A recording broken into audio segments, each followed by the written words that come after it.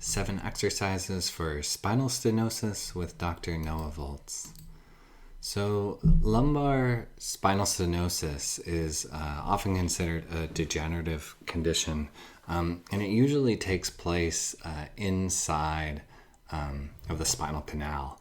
There's a narrowing or a restriction in the spinal canal, often putting some pressure on the spinal cord itself. Spinal stenosis also can refer to a narrowing in the foraminal space. So sometimes that's called stenosis as well. Usually there is quite a bit of pain locally in the back, but there's also pain that can go down into the butt or the thigh or the leg, particularly when going into extension. So basically, some types of back pain hurt more when you bend forward. This one actually hurts more when you arch back. So with all pain conditions, we have to remember that pain is not only a physical phenomenon, that it also includes your mental state, your relationships. There's a lot of other factors in pain. So although we're focusing on the physical here, it's important to remember that there's a lot of other factors at play. Another thing that we want to recognize is that the biomedical model, which is kind of this physical model that relies heavily on imaging, isn't perfect. So when they do autopsy studies, they often find that imaging abnormalities are normal, that there are quite a few people that do have spinal stenosis, but they don't have any pain with it. So this is good and bad. This means that you can have spinal stenosis and actually not have any pain. But it also means that sometimes when you get that diagnosis, you feel like it's a death sentence. So just remember that that there's not good correlation between imaging findings and pain. So now getting into it, as I mentioned before, the 3 components of spinal stenosis are the discs, the spinal cord, and the spinal nerves. And so the disc is underneath the vertebrae, and it can put some pressure on the spinal cord. It can narrow that space where the spinal cord is, because the spinal cord is just behind those discs. And so if there's any compromise to the disc, then the spinal cord itself, that's where most of the pain drivers come from. It's the compromise to the cord that can especially affect the legs. One thing to note is that there actually is no cord in the lower back. So we call those the lumbar vertebrae. And from about L1 to L5 is what's called the cauda equina, which is actually separate fibers of the cord. It's not the cord itself. So I use the cord here, but that's not entirely correct. And then the spinal nerves. So the spinal nerves can be affected because they're coming off of the cord, but also, as I mentioned before, that foraminal space can be affected as well. So, like I said before, primarily this is an imaging finding, but we do some orthopedic tests in the clinic to determine if the type of low back pain you're having is likely to be caused by stenosis. So these are the Kemp's test, the slump test, the Sphinx test, and the lumbar instability cluster.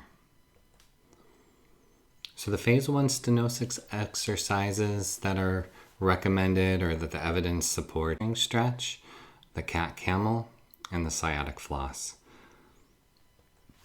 So the hamstring doorway stretch, you're laying on your back, one leg is inside the doorway, and then you bring the knee of the opposite leg up towards the chest, and you begin to lengthen that leg up the wall. So this just could provide some extra support. You could do this without the wall, but this is some extra support where the leg can lean into the wall.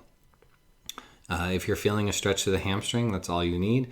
If you want a little bit more stretch through the hamstring, you can take the toes and dorsiflex the ankle so the toes move back towards the hip. This can help to create a little bit more stretch there. So next is the supine sciatic floss directions. So this is really best to do if you're having pain down the leg. So on your back, and then you're going to bring the knee up towards your chest, placing your hands on the back of the knee. Then you're going to want to dorsiflex the foot again and begin to straighten the leg. So that's going to put a lot of tension on the back of the leg, just like we did in this exercise. As the leg gets straighter, you'll want to actually point the toes in the opposite direction. So push the toes away from you. And then when the leg is maximally straight, the toes are pushing all the way away from you. And then as you bend the leg, you can bring the dorsiflex the foot again, bringing the toes towards the shin. So that's sciatic nerve flossing. Next is cat-cow. So you're on all fours. The spine is neutral, and then you're going to move through this cat-cow position. So gently arching the spine, tucking the chin towards the chest, and then rounding the spine, bringing the head up. You can coordinate this with the breath if you'd like. So the phase 2 stenosis exercises are knee to chest, seated lumbar flexion, and standing knee to chest. And so to chest, you're on your back. You draw the knees up towards the chest, taking hold of either the backs of the knees or the shins. And then you'll feel a little stretch through the low back. You want to try and keep the low back close to the floor and the back of the hips on the floor as you do this. Next is the seated lumbar flexion. So you're sitting on a chair. You want to widen the knees slightly so you have space for the torso to move in between the knees, depending on how flexible you are. And then you gently hinge forward, coming down. The arms can be to the sides of the knees or slightly on top of the knees, just coming down to wherever is comfortable for you. You can stay here or you can come back up and do some reps. So next is the standing knee to chest. You may want to do this close to a wall to support your balance, or even have your back against a wall to support your balance at first. So you're starting by bringing the knee up towards the chest. Take hold of the shin or the back of the knee, and then gently pressing the knee towards the chest. Try not to overarch the back when you're doing this, around the back.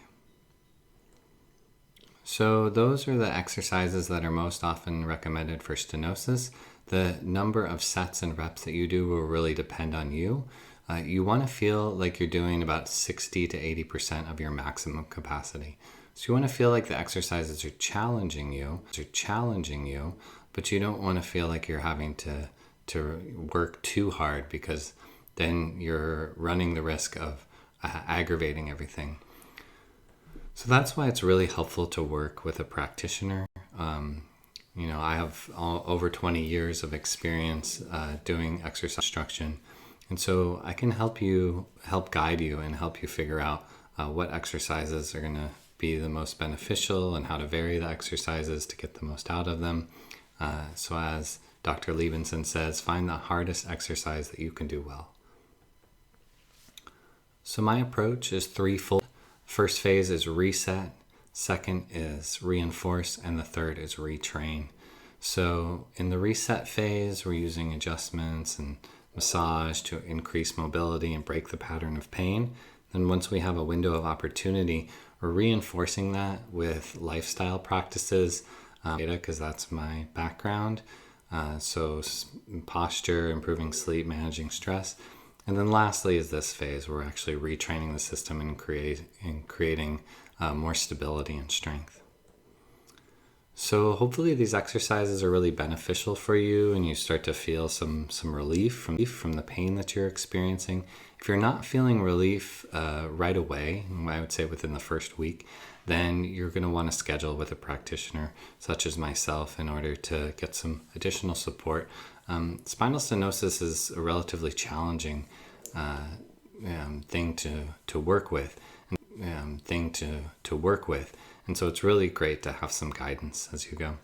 So thank you so much for watching. I hope that was really helpful, and I look